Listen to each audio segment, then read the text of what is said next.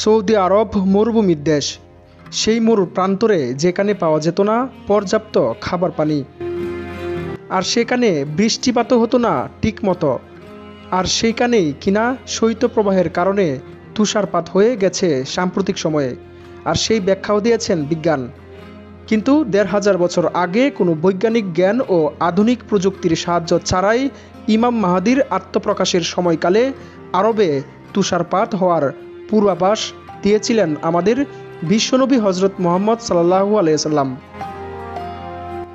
আর এই শৈত্যপ্রবাহ ও তুষারপাত মুসলিমদের কাছে জলবায়ুর এই পরিবর্তন যেন নবীজির সেই ভবিষ্যৎবাণীকে আরও বাস্তব ও শক্তিশালী করে দিল। সময়, দিন, ঘণ্টা যতই যাচ্ছে, পৃথিবীর সামগ্রিক জলবায়ু এবং আবহাওয়া ততটাই ব্যতিক্রমধর্মী আচরণ করছে। কিছু কিছু পরিবর্তনের সাধারণ ব্যাখ্যা দিতে পেরেছে বর্তমানের আধুনিক বিজ্ঞান, তবে এসবের মাঝে কিছু অসাধারণ আলামত খুঁজে পেয়েছে বিশ্বের ইসলাম ধর্মাবলম্বী মানুষেরা। সাম্প্রতিককালে ঘটে গেছে অভূতপূর্ব শৈত্যপ্রবাহ। বরফ ঢাকায় জমে গিয়েছিল মরুর দেশ সৌদি আরব। মাস তিনেক আগেও শৈত্যপ্রবাহে সৌদি আরবের অনেক স্থানে তাপমাত্রা নেমে গেছে -3 ডিগ্রিতে।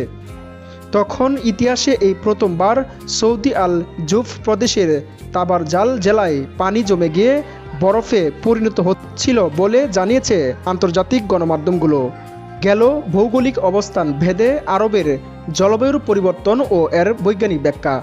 কিন্তু অবাক করা বিষয় হলো, ১৫০০ বছর পূর্বে যে আরবে পর্যাপ্ত খাবার পানি পাওয়া যেত না, ঠিকমতো বৃষ্টিও হতো না, ছিল না কোনো আধুনিক প্রযুক্তি ও বৈজ্ঞানিক জ্ঞান, সেই আরবেই কিয়ামতের পূর্বে তুষারপাত হওয়ার বিষয়ে পূর্বাভাস দিয়েছিলেন বিশ্বনবী নবীজি সাল্লাল্লাহু আলাইহি সাল্লাম। ইমাম মাহাদির আত্মপ্রকাশ প্রসঙ্গে মহানবী সাল্লাল্লাহু আলাইহি সাল্লাম এর বলে যাওয়া প্রতিটি ভবিষ্যৎবাণীর মধ্যে পূর্বাভাসটি বেশ সবারই পরিচিত। বিভিন্ন হাদিসেও তা উল্লেখ রয়েছে। বিশ্বের ৬টি বিশুদ্ধ হাদিসের গ্রন্থের মধ্যে অন্যতম হচ্ছে সুনানে ইবনে মাজা। এই হাদিসের গ্রন্থের ৩৪ নম্বর অধ্যায়ের ৪০৮২ নম্বর হাদিসটির শেষ অংশে উল্লেখ রয়েছে যে নবীজি সাল্লাল্লাহু আলাইহি সাল্লাম বলেছেন, পার্শ্ব দেশ থেকে কালো পতাকাধারী কতক লোক তাদের সাহায্যার্থে এগিয়ে আসবে। তারা কল্যাণ কামনা করবে, কিন্তু তাদের দেয়া হবে না। তারা লড়াই করবে এবং বিজয়ী হবে। শেষে তাদেরকে তা দেয়া হবে যা তারা চেয়েছিল, কিন্তু তারা তা গ্রহণ করবে না। অবশেষে আহলে বায়াতের একজন লোকের নিকট তার সোপর্দ করা হবে।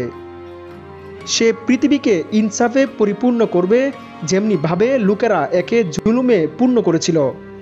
তোমাদের মধ্যে যারা সে যুগ পাবে, তারা যেন বরফের উপর হামাগুড়ি দিয়ে হলেও তাদের নিকট চলে যায়।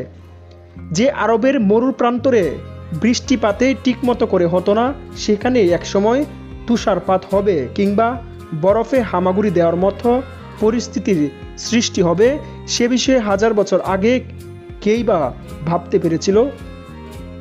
মুসলমানদের দৃষ্টিতে এতকাল পর জলবায়ুর এই ব্যতিক্রমী পরিবর্তন যেন আল্লাহর নবী হজরত মুহাম্মদ সাল্লাল্লাহু আলাইহি সাল্লামের সেই ভবিষ্যৎবাণীকে সত্যে পরিণত করে সবাইকে বুঝার ও শিক্ষা নেবার ইঙ্গিত দেওয়া হয়েছে।